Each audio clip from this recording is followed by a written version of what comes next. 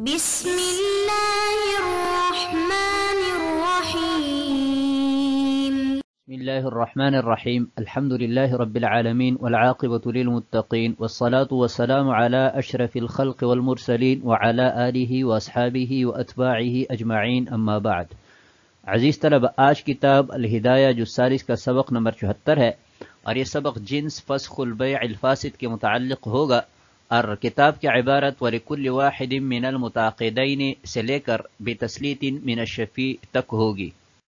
آتے ہیں سبق کے متعلق اصول کی طرف۔ تو اصل نمبر 1، حق العبد يقدم على حق الشرع الشريف اذا تعارض لا تهاونا بحق الله عز وجل ولكن الله اغنى والعفو منه ارجى،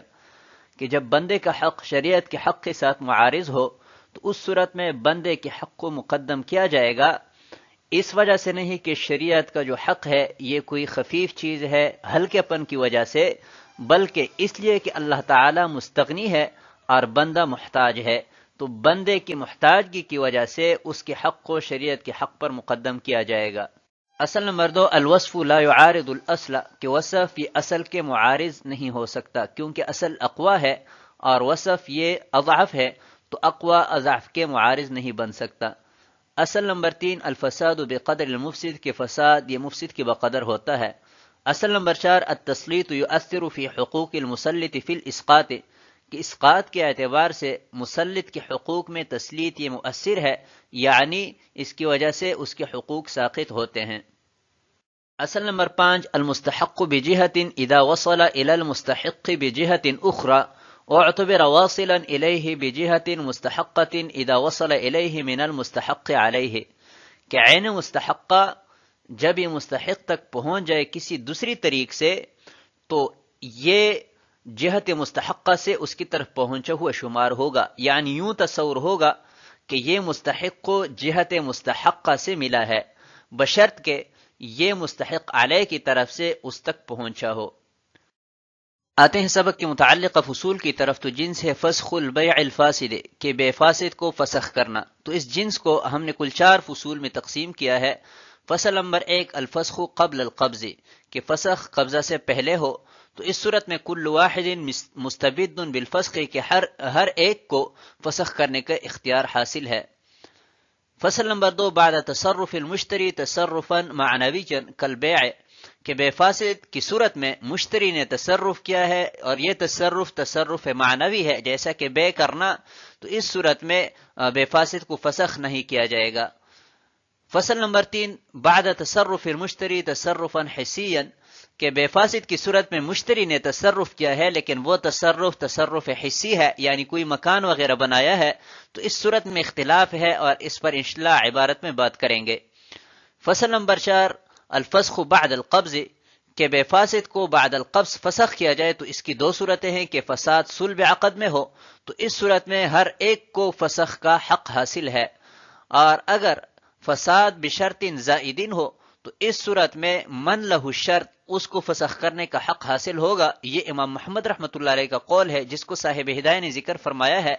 اور شیخین رحمہ اللہ تعالی ان دونوں میں سے ہر ایک کو فسخ کا حق حاصل ہے، جیسا کہ فقہ کی دیگر کتب میں مذکور ہے۔ آتے ہیں عبارت کی طرف۔ قال وَلِكُلِّ وَاحِدٍ مِّنَ الْمُتَعَاقِدَيْنِ فَسْخُهُ رَفْعًا لِلْفَسَادِ وَهَذَا قَبْلَ الْقَبْضِ ظَاهِرٌ لِأَنَّهُ لَمْ يُفِدْ حُكْمَهُ فَيَكُونُ الْفَسْخُ امْتِنَاعًا مِنْهُ، وكذا بعد القبض إذا كان الفساد في سلب العقد لقوته، وإن كان الفساد بشرط زائد فلمن له الشرط ذلك دون من عليه لقوة العقد، إلا أنه لم تتحقق المرادات في حق من له الشرط. قال فإن باعه المشتري بعد القبض نفذ بيعه لأنه ملكه بالقبض فملك التصرف فيه، وسقط حق الاسترداد لتعلق حق العبد بالثاني، ونقض الأول لحق الشرع، وحق العبد مقدم لحاجته، ولأن الأول مشروع بأصله دون وصفه والثاني مشروع بأصله ووصفه فلا يعارضه مجرد الوصف، ولأنه حصل بتسليط من جهة البائع بخلاف تصرف المشتري في الدار المشفوعة، لأن كل واحد منهما حق العبد ويستويان في المشروعية وما حصل بتسليط من الشفيع۔ اور متعاقدین میں سے ہر ایک کو فسخ کرنے کا حق حاصل ہے فساد کو ختم کرنے کے لیے، اور یہ قبل القبض تو ظاہر ہے کیونکہ بے فاسد نے حکم کا فائدہ نہیں دیا، لہذا فسخ کرنا حکم بے سے رکنا ہے، اور اسی طرح بعد القبض بھی بشرط کے فساد ذات عقد میں ہو، فساد کے قوی ہونے کی وجہ سے، اور اگر فساد شرط زائد میں ہو تو جس کے لیے شرط ہے اس کے لیے فسخ کرنے کا اختیار ہے، نہ کہ اس کے لیے جس پر شرط ہے، اس لیے کہ عقد قوی ہے، الا یہ کہ جس کے لیے شرط ہے اس کے حق میں رضامندی متحقق نہیں ہوئی۔ پس اگر مشتری نے فروخت کیا بعد القبض تو اس کی بے نافذ ہو جائے گی، اس لیے کہ وہ قبض کی وجہ سے مالک بنا ہے، لہذا وہ تصرف کا بھی مالک ہوگا۔ اور دوسری بے کی وجہ سے عبد کا حق متعلق ہونے کی وجہ سے بائع کا مبی کو واپس لینے کا حق ساقط ہوا، اور پہلی بے کا توڑنا شریعت کے حق کی وجہ سے تھا، اور بندے کا حق اس کی محتاجگی کی وجہ سے مقدم ہے، اور اس لیے کہ پہلی بے اپنی ذات کے اعتبار سے مشروع ہے نہ کہ وصف کے اعتبار سے، اور دوسری بے اپنی ذات اور وصف دونوں اعتبار سے مشروع ہے، لہذا صرف وصف دوسری بے کا معارض نہ ہوگا، اور اس لیے کہ دوسری بے بائع اول کی طرف سے تسلیت سے ثابت ہوتی ہے، برخلاف دار مشفوعہ میں مشتری کے تصرف کے، کیونکہ ان دونوں میں سے ہر ایک حق بندے کا حق ہے اور مشروعیت میں دونوں برابر ہے، اور شفیع کی تسلیت یعنی قدرت دینے سے یہ تصرف حاصل نہیں ہوا۔ اس عبارت میں یہ مسئلہ بیان کیا گیا ہے کہ بے اگر فاسد منعقد ہوئی تو ابھی متعاقدین میں سے ہر ایک پر یہ ضروری ہے کہ اس بے کو فسخ کریں اور ختم کریں۔ ختم کرنا اس لیے ضروری ہے کہ یہ شریعت کا حق ہے، اور اس کے ختم کرنے کا حضور نبی کریم صلی اللہ علیہ وسلم نے حکم فرمایا ہے، جیسا کہ ترمذی شریف کی روایت ہے کہ حضرت علی رضی اللہ تعالیٰ عنہ فرماتے ہیں کہ وہب لی رسول اللہ صلی اللہ علیہ وسلم غلامین اخوین فبعت احدہما فقال لی رسول اللہ صلی اللہ علیہ وسلم یا علی ما فعل غلامک فاخبرته فقال رده۔ تو اس حدیث شریف میں حضور نبی کریم صلی اللہ علیہ وسلم نے حضرت علی رضی اللہ تعالیٰ عنہ کو یہ حکم فرمایا کہ ردہ، یہ غلام واپس لو، تو یہ ردہ اس بات کا تقاضا کرتا ہے کہ اگر عقد میں کوئی مسئلہ ہو، کوئی فساد ہو، تو اس کو ختم کرنا یہ ضروری ہے۔ وہذا قبل القبض ظاہر، کہ بے فاسد کو رفع کرنا اور ختم کرنا شرعاً یہ ضروری ہے۔ تو ابھی اس رفع عقد کی دو صورتیں ہو سکتی ہیں کہ یا تو قبل القبض ہوگا یا بعد القبض ہوگا۔ اگر قبل القبض ہے تو اس صورت میں متعاقدین میں سے ہر ایک کو فسخ کا حق حاصل ہونا ہے، بالکل ظاہر ہے، کیونکہ بے فاسد یہ مفید ملک نہیں ہے جب تک مبیع پر قبضہ نہ کیا جائے۔ اب یہاں پر مبیع پر قبضہ نہیں ہوا ہے تو ملکیت ثابت نہیں ہوئی، تو ابھی رفع عقد کا مطلب یہ ہوگا کہ متعاقدین میں سے ہر ایک یہ امتناع کر رہا ہے تملک ثمن والمبیع سے، یعنی مشتری وہ مبیع کے مالک بننے سے رک رہا ہے جبکہ بائع ثمن کے مالک بننے سے رک رہا ہے، اور ہر ایک کو یہ حق حاصل ہے کہ وہ کسی چیز کے مالک بننے سے انکار کریں، مالک بننے سے رک جائیں۔ وَكَذَا بَعْدَ الْقَبْضِ، اور بے فاسد کو فسخ کرنے کی دوسری صورت بعد القبض ہے، کہ یعنی بے فاسد کو بعد القبض فسخ کیا جائے۔ اس کی بھی دو صورتیں ہیں کہ فساد یا تو صلب عقد میں ہوگا یا شرط زائد میں ہوگا۔ اگر صلب عقد میں فساد ہے، صلب عقد میں فساد ہونے کا مطلب یہ ہے کہ احد العوضین میں فساد ہو، مثلا 1 درہم کے عوض 2 درہم فروخت کیے گئے، یا خمر کے عوض کپڑا فروخت کیا گیا، تو اس صورت میں متعاقدین میں سے ہر ایک کو یہ اختیار حاصل ہے کہ اس عقد کو فسخ کریں، کیونکہ یہاں پر جو فساد ہے یہ فساد قوی ہے، لہذا متعاقدین میں سے ہر ایک کو اختیار ہوگا۔ ہاں اتنی بات ضرور ہے کہ اگر متعاقدین میں سے ایک عقد کو فسخ کرنا چاہیں تو طرفین کے ہاں دوسرے کی موجودگی ضروری ہے، کیونکہ اس میں اس دوسرے پر الزام ہے، اور امام ابو یوسف رحمۃ اللہ علیہ فرماتے ہیں کہ عقد کو فسخ کرنا چونکہ شریعت کا حق ہے، لہذا دوسری کی موجودگی ضروری نہیں ہے۔ اگر متعاقدین میں سے ایک نے الگ سے بھی اس کو فسخ کر دیا تو عقد فسخ ہو جائے گا۔ وَإِنْ كَانَ الْفَسَادُ بِشَرْطٍ زَائِدٍ، یہاں سے بعد القبض بے فاسد کو ختم کرنے کی دوسری صورت بیان کی جا رہی ہے کہ اگر یہ فساد شرط زائد میں ہو. شرط زائد میں فساد ہونے کا مطلب یہ ہے کہ نفس عقد میں تو کوئی فساد نہیں ہے، احد العوضین میں کوئی فساد نہیں ہے، بلکہ خارجی کسی وصف کی وجہ سے یہ فساد آیا ہے. مثلا بھائی نے شرط لگائی کہ میں یہ بے شرط پر کرتا ہوں کہ آپ مجھے ہبہ کریں یا آپ مجھے قرض دیں، تو اس صورت میں یہ فساد ختم کرنا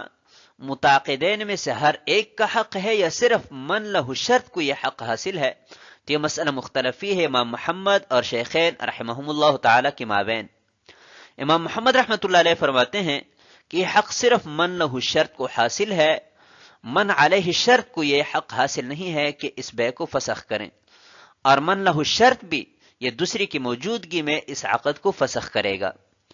جبکہ شیخین رحمہم اللہ تعالی کے ہاں ان دونوں میں سے ہر ایک کو یہ حق حاصل ہے کہ اس عقد کو فسخ کریں، کیونکہ یہ شریعت کا حق ہے اور شریعت کے حق کو پورا کرنا متعاقدین میں سے ہر ایک کی ذمہ داری ہے. اس عبارت میں صاحب ہدایہ نے صرف امام محمد رحمۃ اللہ علیہ کا قول نقل کیا ہے، جس سے وہم ہوتا ہے کہ یہ بالاتفاق ہے، جبکہ فقہ کی دیگر کتب میں اختلاف نقل کیا گیا ہے. لقوت العقد، یہاں سے ایک سوال پیدا ہو سکتا ہے کہ جب یہ عقد قوی ہے تو متعاقدین میں سے کسی ایک کو بھی حق حاصل نہیں ہونا چاہیے کہ اس عقد کو فسخ کریں. تو اس کا جواب یہ دیا ہے کہ اگر ہم اس شرط کو برقرار رکھتے ہیں تو یہ عقد فاسد ہوتا ہے، اور اگر اس شرط کے بغیر ہم بے کرتے ہیں تو من لہ الخیار جو ہے وہ عقد پر رضامند نہیں ہوتا، اس کی رضامندی متحقق نہیں ہوتی. تو ہم نے اس شرط کو رکھا تاکہ اس کی رضامندی متحقق ہو جائے، اور پھر اس کو اس عقد کے فسخ کرنے کا اختیار دے دیا تاکہ جو فساد ہے یہ ختم ہو جائے. باعہ المشتری، یہاں سے یہ مسئلہ بیان کیا جا رہا ہے کہ بے فاسد کی صورت میں مشتری نے مبیع پر قبضہ کیا اور قبضہ کرنے کے بعد وہ مبیع آگے کسی کو فروخت کر دی تو یہ بے نافذ ہو جائے گی، کیونکہ ہم پہلے بیان کر چکے ہیں کہ قبضہ کرنے کی وجہ سے اس کی ملکیت ثابت ہو جائے گی. تو جب ملکیت ثابت ہو گئی تو اس کو تصرف کا حق بھی حاصل ہوا، لہٰذا یہ تصرف شرعاً معتبر ہوگا اور یہ بے نافذ سمجھی جائے گی. وسقط حق الاسترداد، یہاں سے یہ مسئلہ بیان کیا جا رہا ہے کہ جب مشتری نے بے فاسد کی صورت میں قبضہ کر کے مبیع آگے فروخت کر دی تو یہ بے نافذ ہو گئی، اور بے اول کو اس صورت میں حق حاصل نہیں ہے کہ وہ مبیع واپس لے کر بے فاسد کو ختم کریں. تو صاحب ہدایہ نے بائع کے اس حق کے ساقط ہونے پر 3 دلائل ذکر فرمائی ہے. پہلی دلیل یہ ہے کہ جب مشتری نے آگے مبیع فروخت کر دی تو دوسری بے کی وجہ سے اس مبیع کے ساتھ بندے کا حق متعلق ہوا، اور پہلی بے جو ہے بے فاسد اس کو ختم کرنا یہ شریعت کے حق کی وجہ سے تھا. تو جہاں پر بندے اور شریعت کے حق میں تعارض آ جائے تو اس صورت میں بندے کے حق کو ترجیح دی جاتی ہے اس کے محتاجگی کی وجہ سے،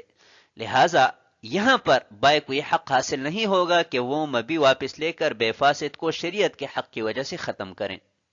وَلِأَنَّ الْأَوَّلَ مَشْرُوعٌ بِأَصْلِهِ، یہ دوسری دلیل ہے کہ پہلی جو بے یعنی بے فاسد یہ اپنی ذات کے اعتبار سے مشروع ہے، جیسا کہ ہم پہلے بیان کر چکے، اور وصف کے اعتبار سے اس میں فساد ہے، اور دوسری جو بے ہے وہ اپنی ذات اور اصل دونوں اعتبار سے مشروع ہے. لہٰذا پہلی بے جو ہے وہ کمزور ہے، دوسری بے طاقتور ہے، تو کمزور یہ طاقتور کے مقابلے میں نہیں آ سکتی.